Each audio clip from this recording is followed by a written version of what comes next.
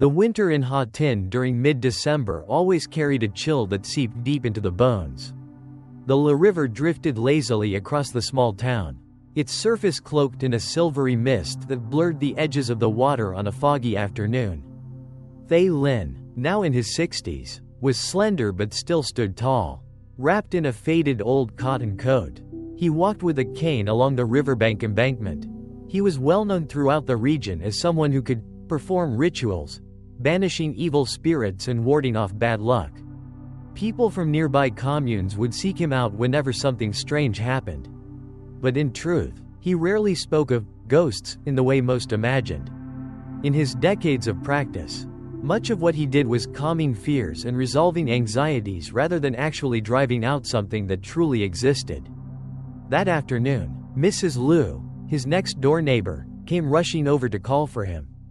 Standing in his yard, she panted, "Ke Lin, are you free? My house. I think something strange is happening." Ke Lin gently tapped the ash from his bamboo tobacco pipe into a small ceramic bowl. Then slowly rose to his feet. Leaning on his cane, "Take your time and tell me. What's got you looking so pale?" Mrs. Liu swallowed hard, glancing toward the pitch-dark alleyway. "Last night, I saw a shadow, standing right at the bedroom door, staring at me, but it wasn't a person. Its eyes were red, like burning embers." Ke Lin studied her for a long moment, his eyes both probing and thoughtful. He had heard dozens of stories about dark shadows like this, most often born from people scaring themselves. But there was something different in her eyes today, a genuine trembling. He followed her to her house, a small single-story home on the edge of the rice fields, roofed with weathered red tiles, steeped in the musty smell of dampness. Inside, the oil lamp flickered under the draft. Ke Lin stopped at the bedroom door and placed his hand on the wooden frame. It was ice cold. Turning to Mrs. Liu, his voice lowered, "When did you first see it?" "The night before last. I heard footsteps, and last night I saw it. It stood there for so long, until I couldn't take it anymore. I screamed, and then it disappeared." Ke Lin said nothing more. He reached into his coat pocket and took out a small handful of rice mixed with salt, sprinkling it into the four corners of the room. As he murmured an incantation under his breath, his eyes never left the dark corner where an old wooden wardrobe stood against the wall. A sudden gust of wind slammed through the window, strange, considering it was tightly shut.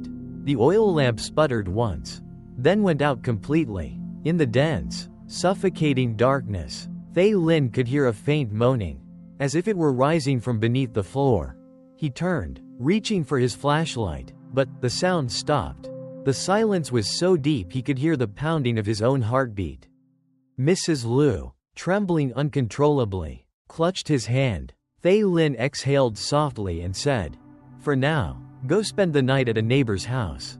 I'll stay and look around more closely." Will it hurt me?" Mrs. Liu asked, her eyes rimmed with red. "I don't know yet, but don't go back into this room for a few days."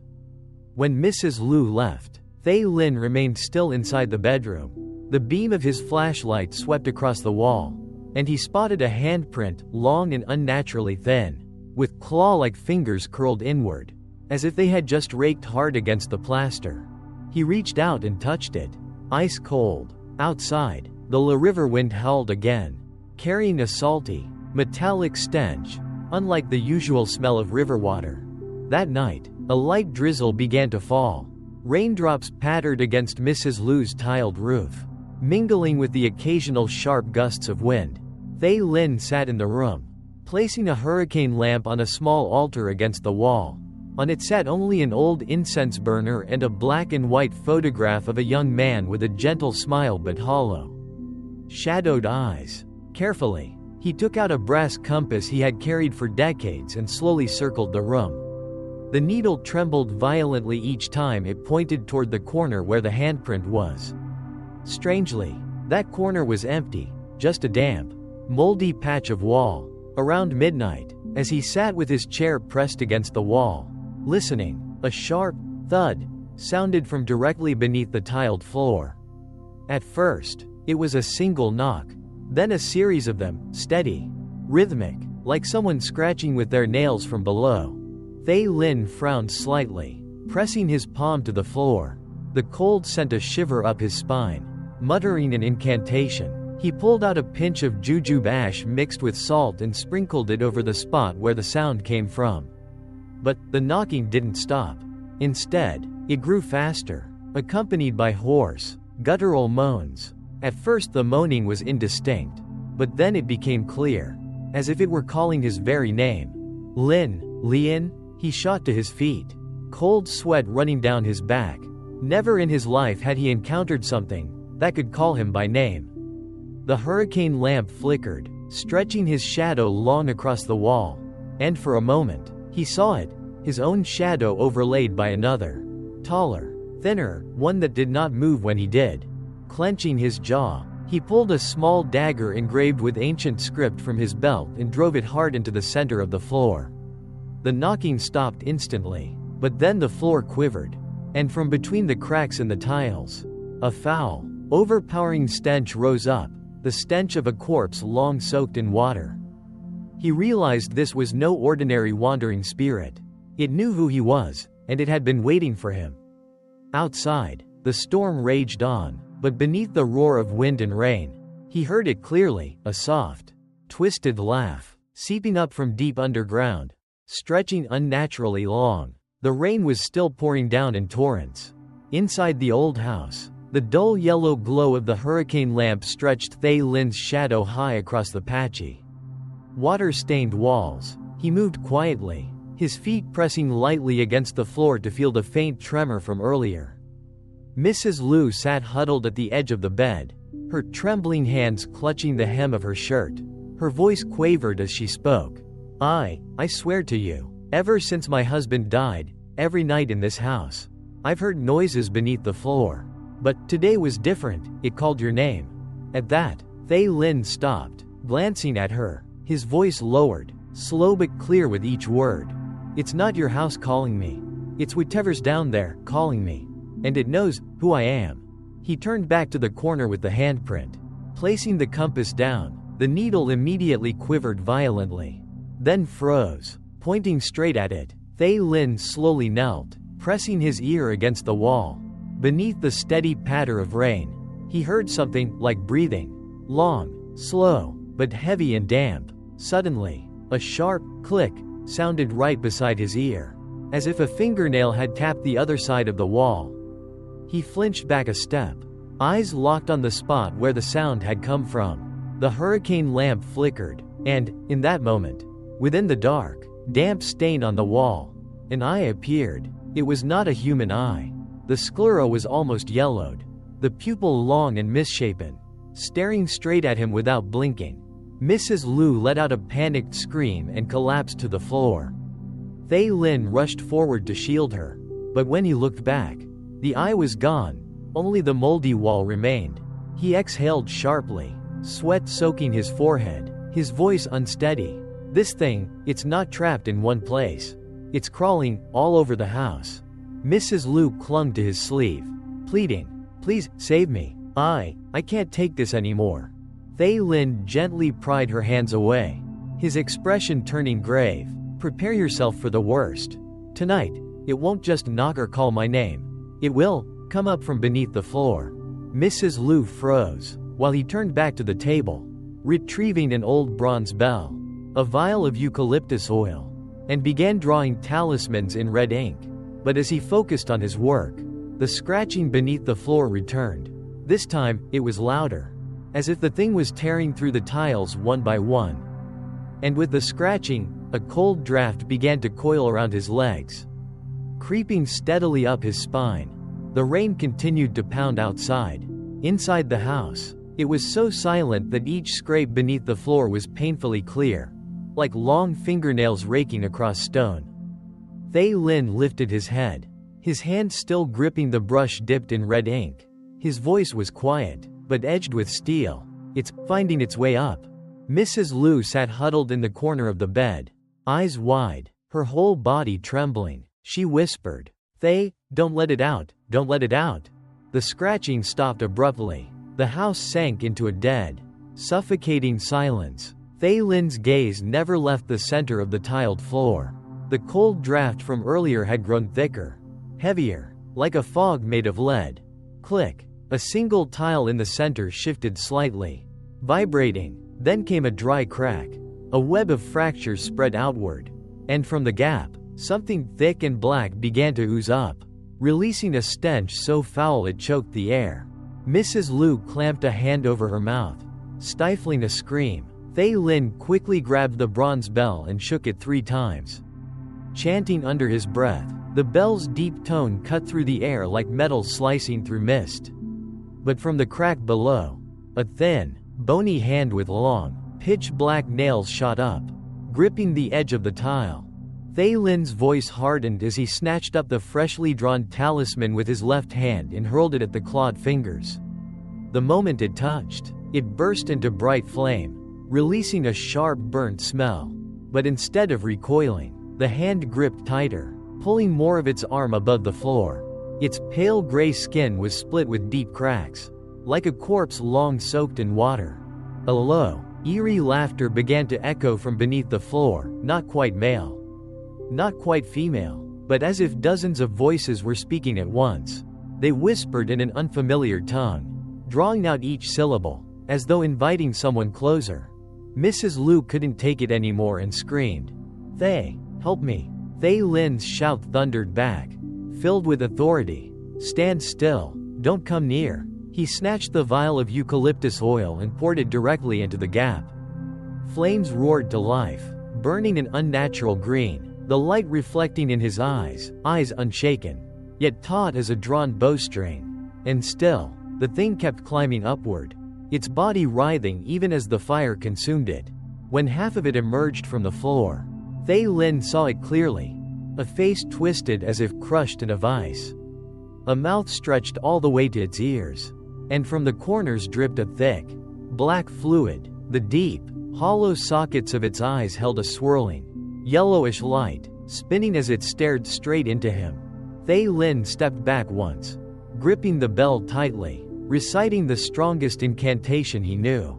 But amid the rain, the crackle of flames, and the monster's guttural screams, he realized something. Its voice was changing. It was no longer speaking in that strange tongue.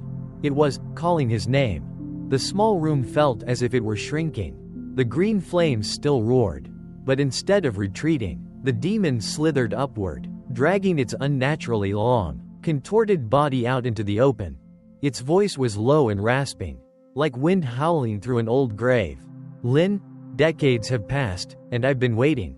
Thay Lin froze. His eyes flickered with unease. The voice, strangely enough, carried the exact tone of someone he once knew. But that was impossible. That person had been dead for more than 30 years. "What are you?" he demanded, raising the bell and talisman before his chest. The demon let out a rattling chuckle. Stepping closer, the stench of blood mixed with rotting earth hit him like a wave. Nauseating and heavy, tilting its head, its sickly yellow eyes bored straight into his mind. "Have you forgotten? That night, the little girl called to you, and you never came." A freezing shiver ran down Thay Lin's spine. Blurred images flashed in his mind, a half-burned thatched house, the shrill cries of a child, and himself, back when he was still inexperienced. Arriving too late, a small life had been stolen. He had buried that memory as deep as possible. "Shut your mouth," he roared, ringing the bell furiously, chanting incantations in rapid succession. But the words seemed to vanish into the thick, oppressive air. The demon suddenly dropped onto all fours and lunged like a wild beast. Thay Lin managed to fling a talisman onto its forehead. Instantly, a piercing scream shattered the air, rattling the window glass. Mrs. Liu covered her ears, tears spilling down her cheeks. At that moment, the only oil lamp in the room went out, plunging the house into complete darkness. From within the blackness, the demon's whisper coiled around Thay Lin's ear. "Do you know why I chose you tonight? Because I want you to die, the way she died, slowly, suffocating." An invisible force gripped his throat. The bell clattered to the floor with a metallic clang. He struggled, reaching for the pouch of Exorcist powder. But the demon's bony, Ice-cold hand clamped down on his shoulder, its claws sinking deep into his flesh. In the midst of choking for air, he found himself staring into its yellow eyes, so close he could see within them himself.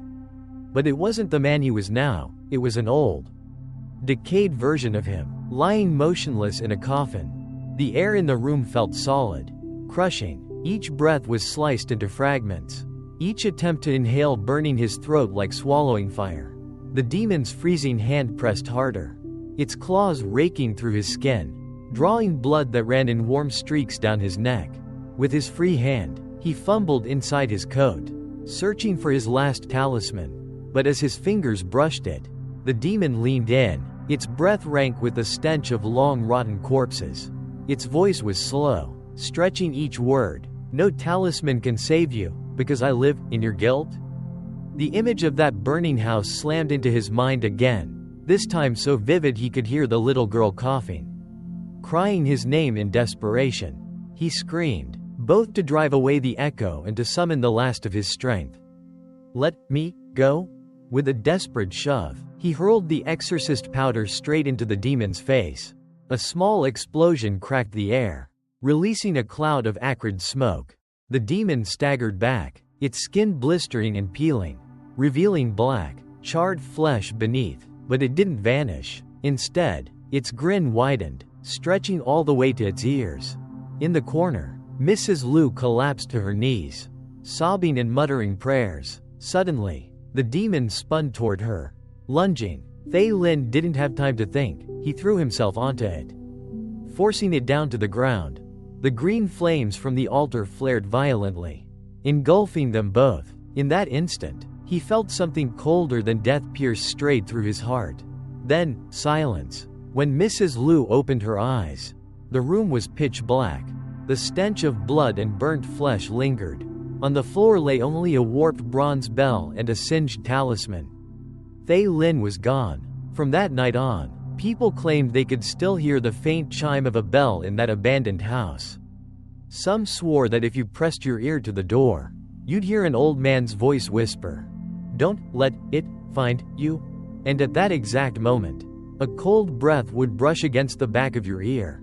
3 days after the fire, Mrs. Lu's house was sealed off. The neighbors whispered in hushed voices. Some claimed that Thay Lin had sacrificed himself to seal the demon.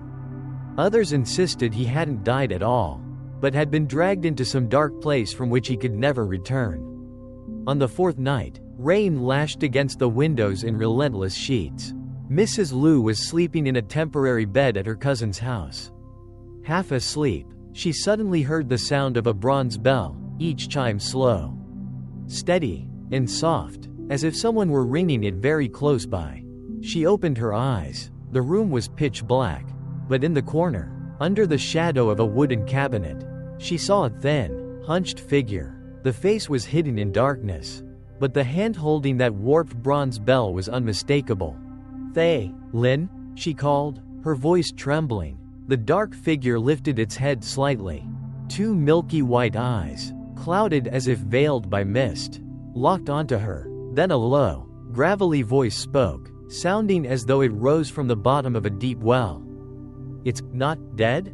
Before she could react, from behind that shadowy figure, another hand, long, pitch black, with claws like blades, reached out and gently rested on his shoulder. The bell went silent. Both the figure and the sound of rain vanished. Only Mrs. Lu remained, kneeling on the floor, drenched in cold sweat, muttering the same meaningless phrase over and over. "It's not dead, it's not dead." Outside the window, someone whistled softly. The sound was familiar. The whistle was drawn out, low and steady, as though the one playing it was trying to send a message. The rain still poured outside, but each note slipped between the gusts of wind and poured directly into Mrs. Lu's ears. She tried to steady herself, reaching to switch on the light. The moment the weak yellow glow filled the room, the whistling stopped. Silence fell again, heavy and oppressive. From the porch came the sound of slow, deliberate footsteps. Each step was followed by the drip of rainwater onto the tile floor. Mrs. Lu sat up sharply, about to call for her cousin, but her voice caught in her throat. The bedroom door creaked open. A face peeked inside, skin pale. Eyes rolled white, lips curling into a weary smile. It was Thay Lin, but his posture was hunched. His clothes torn and caked in mud, and something thick and black was dripping from him onto the floor. He stepped inside, each movement stiff and unnatural. Mrs. Liu shook uncontrollably, pressing herself into the corner of the bed. Thay Lin spoke, his voice raspy like stones grinding together. "You must not believe what you see." She wanted to ask, but her throat was too dry. He continued, his words clearer this time. "It has been following me since that night, and now it's here." As soon as he finished, a pitch-black hand slid out from behind him, wrapped around his chest, and yanked him backward into the darkness. He vanished before her eyes. Without a sound, the door closed again, leaving the room with nothing but the sound of rain and the whistle. Now right beside her ear, though no one was there.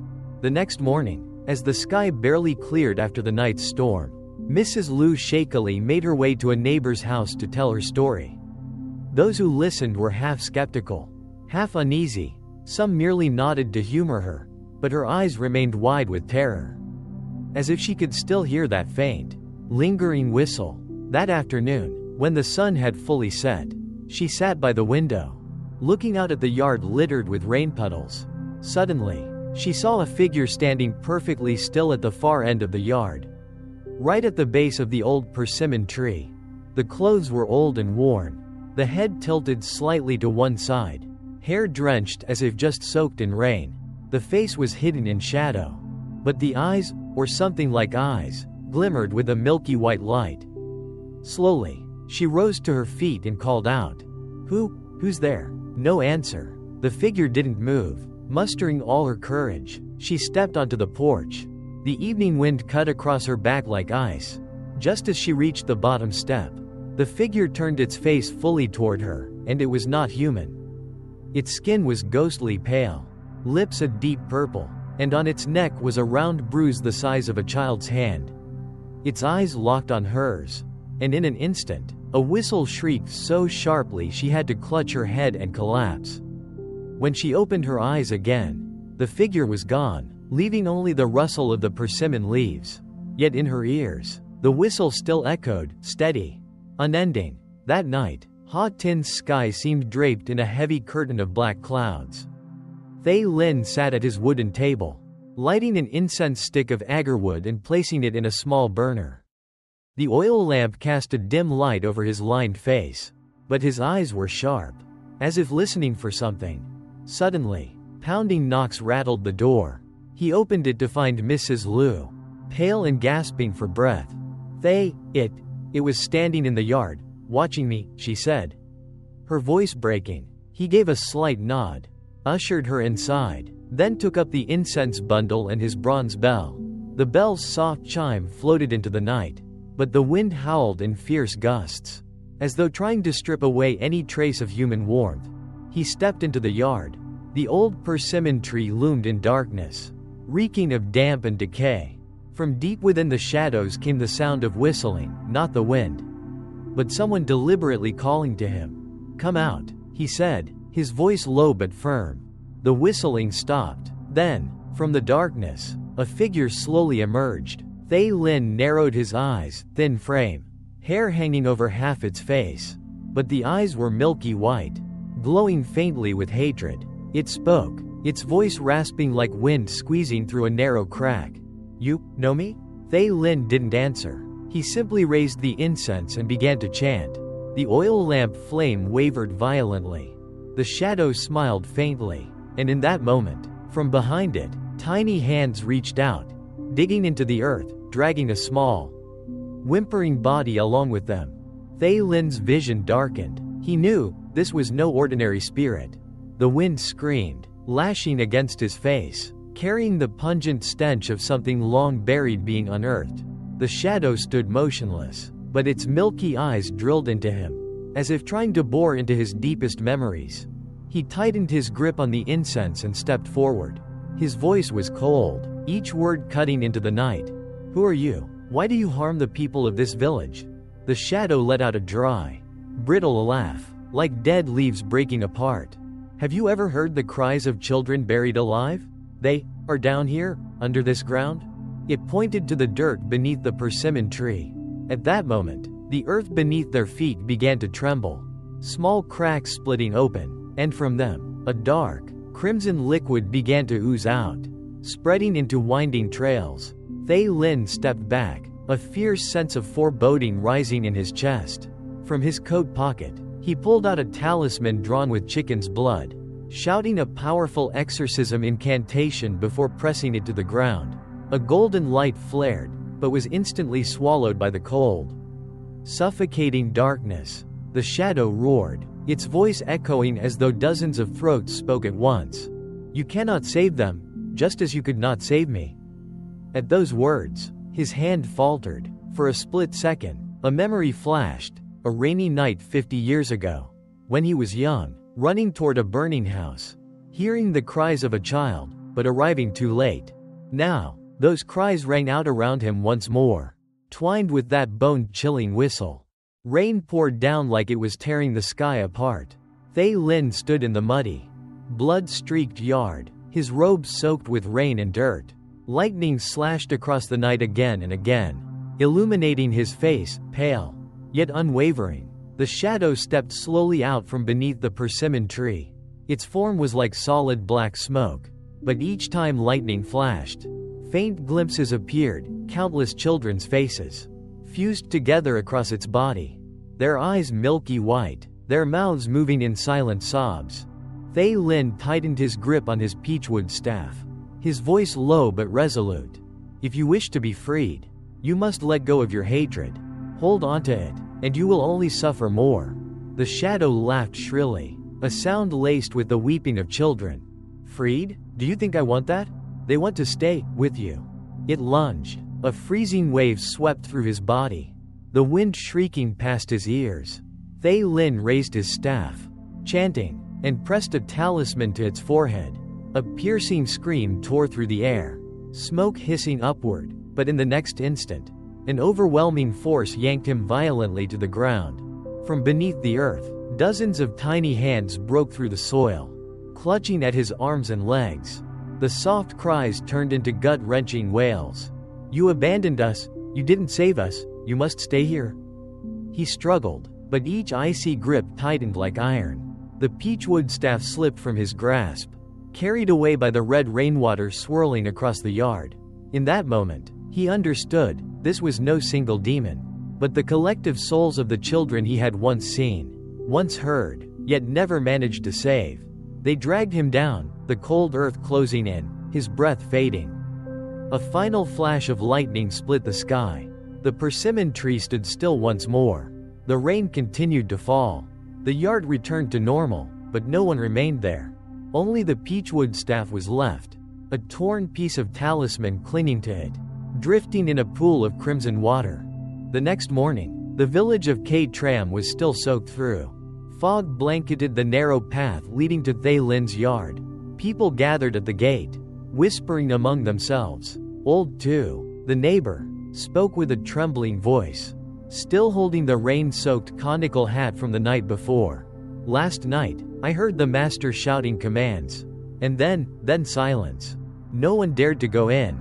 A younger man spoke softly, as if afraid someone else might overhear. When the lightning flashed, I saw a crowd of children standing around the persimmon tree.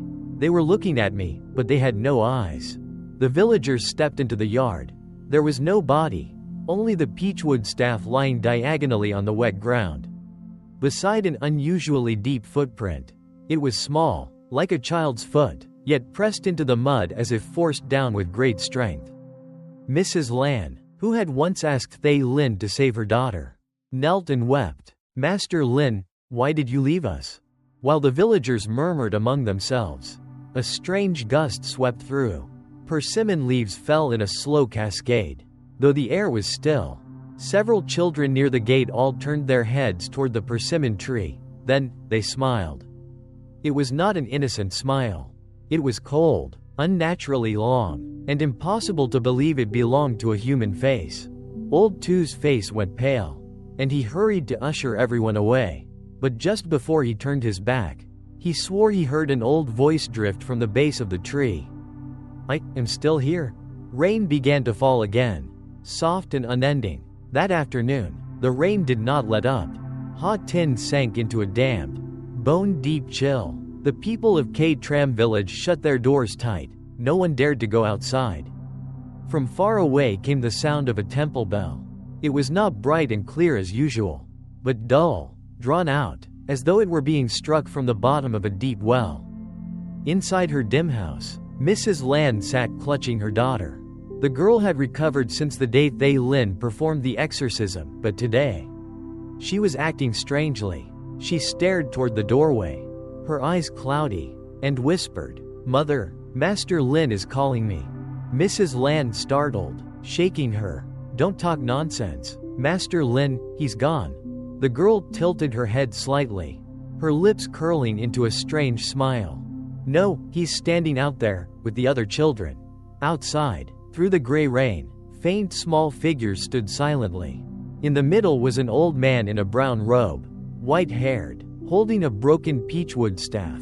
He stood motionless, but from that distance, Mrs. Lan could still see his lips moving. The bell sounded again, closer now, as if coming from right behind the house. The scent of wet earth mixed with burnt incense seeped into the room, heavy enough to make breathing difficult. The girl broke free from her mother's grasp and ran toward the door. Mrs. Lan lunged to grab her, but the moment she touched her, it felt like holding a block of ice-cold wood. Outside, the figures remained standing, and the bell's toll no longer seemed to call just the child, but the entire village of Ke Tram. The rain fell harder and harder. Mrs. Lan clutched her daughter tightly, but her body was as cold as solid ice. The girl's eyes stayed fixed on the yard, where the silent figures stood, unmoving, even as the rain pounded down upon them. The bell tolled steadily, each chime seeming to lay another veil of mist over the house. Suddenly, from the porch, an old yet clear voice called out, "Mrs. Lan, let her go, before it's too late." Mrs. Lan shook her head, trembling. "Master Lin, if it's really you, why would you tell me to let my daughter go?" The old figure tilted its head slightly, revealing a faint, pale smile. Beneath the rain, its face began to rot away in patches, exposing winding purple veins. The voice warped, becoming distorted. "Because she belongs to the other side." The girl suddenly screamed, wrenching herself free from her mother's grasp, and ran straight into the yard. The shadowy figures there parted to make way for her, as if welcoming a child home. Mrs. Lan rushed after her, but as soon as she reached the doorstep, a blast of icy wind slammed into her, throwing her to the ground. In the moment she looked up, she caught one last glimpse, Master Lin, his back turned, holding the girl's hand, before the two of them melted into the white curtain of rain. The bell's chime stretched out, and faded away.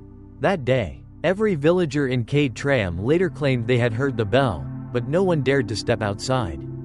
The next morning, the rain had stopped, but the village lay under a strange heaviness, both oppressive and hollow. Mrs. Lan sat blankly on the doorstep, her hair in disarray, eyes fixed on the path leading to the cemetery.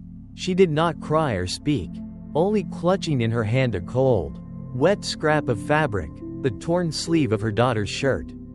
Villagers whispered that the night before, everyone had heard the bell tolling until the fourth watch.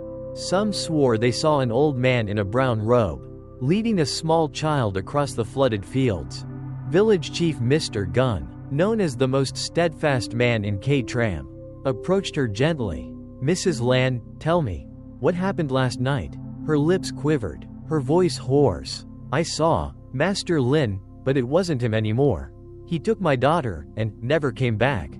Mr. Gunn frowned, turning to the men beside him. "Get the boat, we'll search along the river." The small bamboo boat drifted along the muddy current, following the reeds along the bank.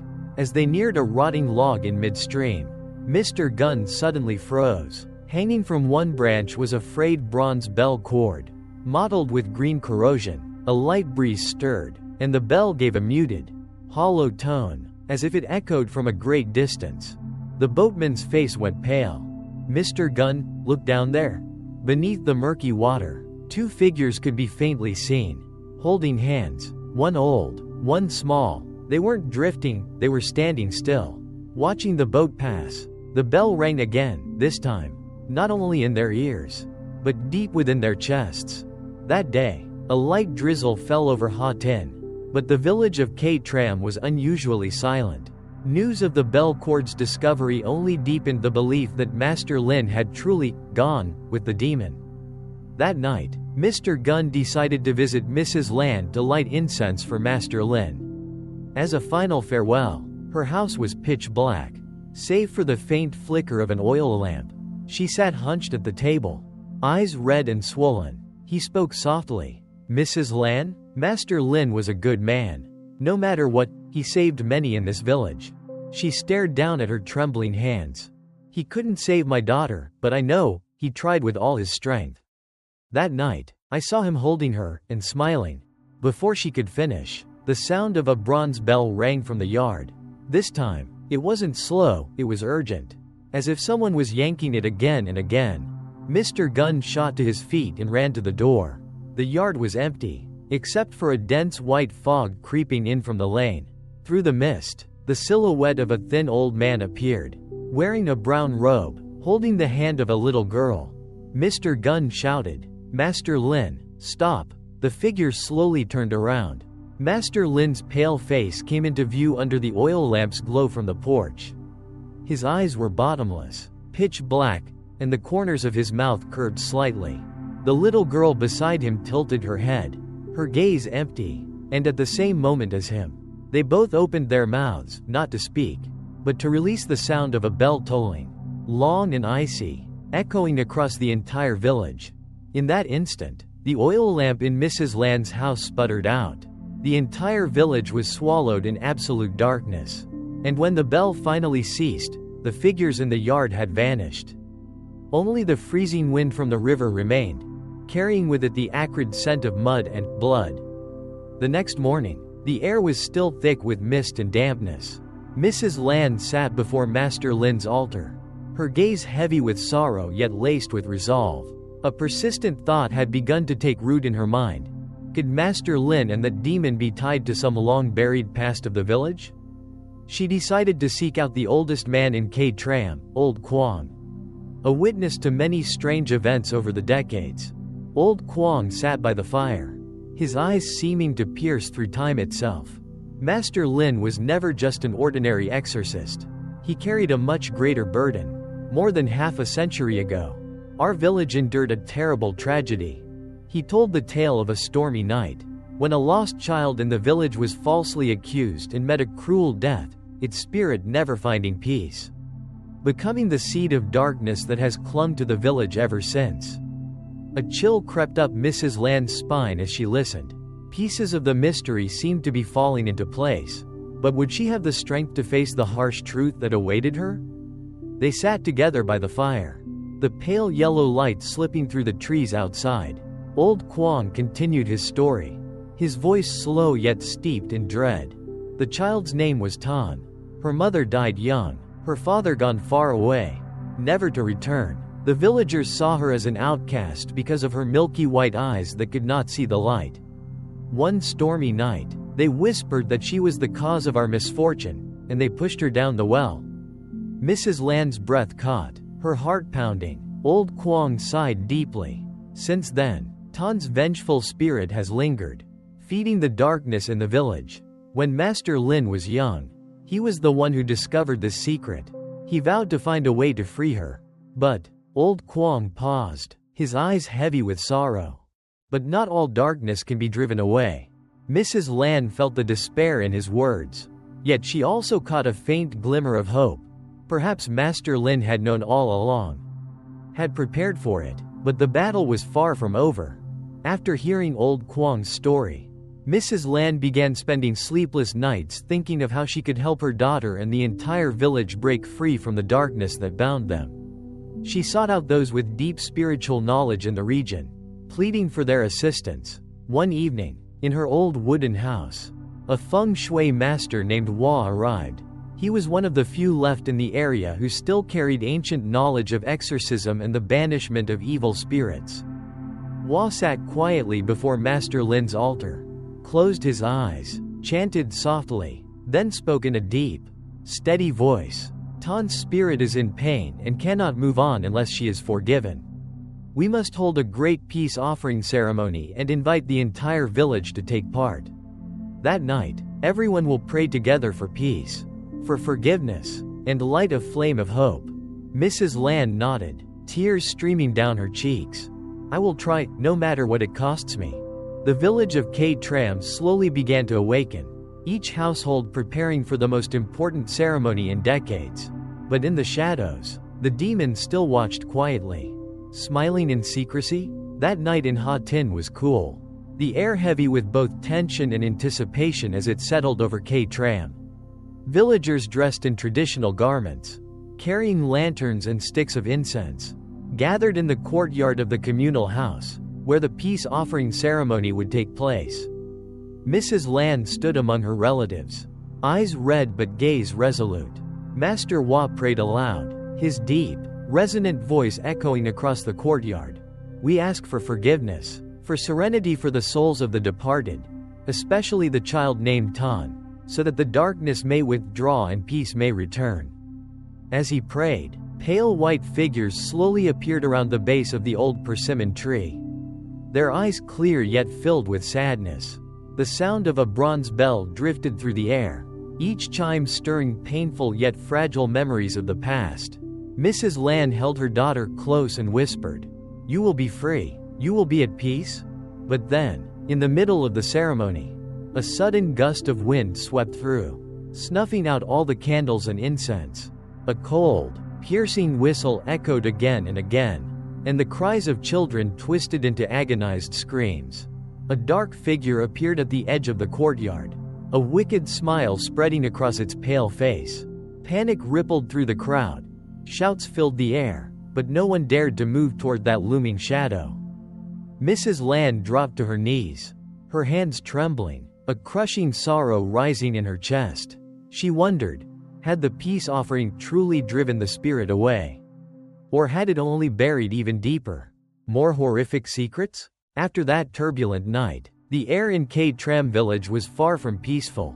The village children began having dreadful nightmares, their eyes sometimes glazing over as they stared toward the old persimmon tree.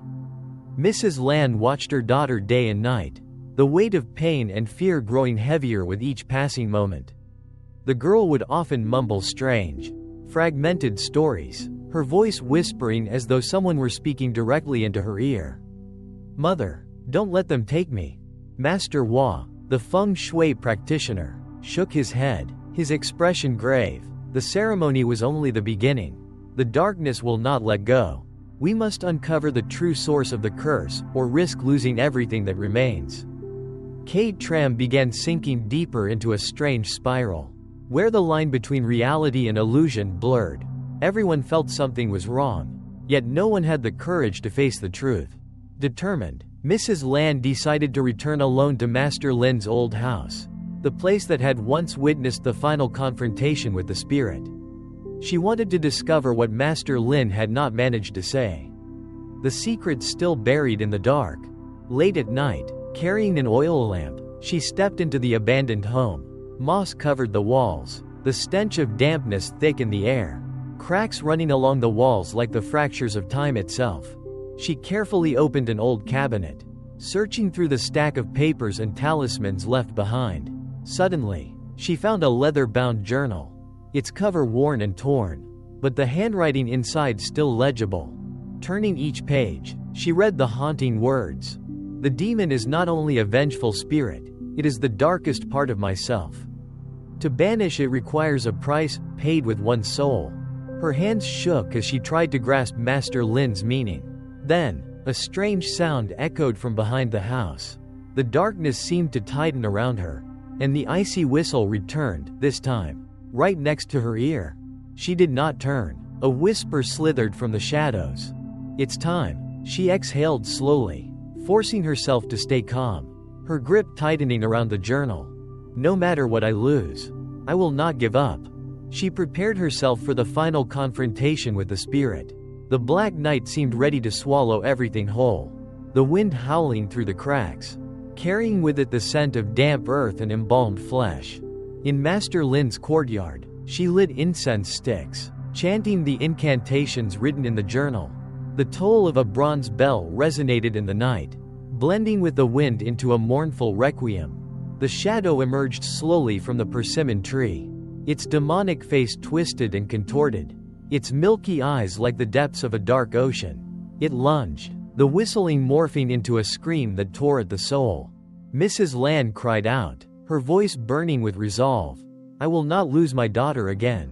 The spiritual battle surged to its peak, light from the talismans clashing with the suffocating darkness, sending waves of energy rippling through the air.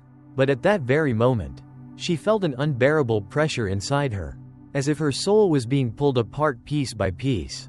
And then, when the bell fell silent, she collapsed, exhausted, yet still holding her daughter's hand tightly. The next morning, the villagers found Mrs. Lan unconscious in the courtyard, beside the tattered leather journal and a broken peachwood staff. The little girl was nowhere to be found. Rumor spread that the spirits of Master Lin, Mrs. Lan, and the child had fused into white silhouettes, bound forever to the old persimmon tree, to guard the village from the return of the darkness. Ke Tram remained peaceful, but whenever the bronze bell tolled in the wind, villagers swore they could see the image of a mother holding her child in her arms, silently watching.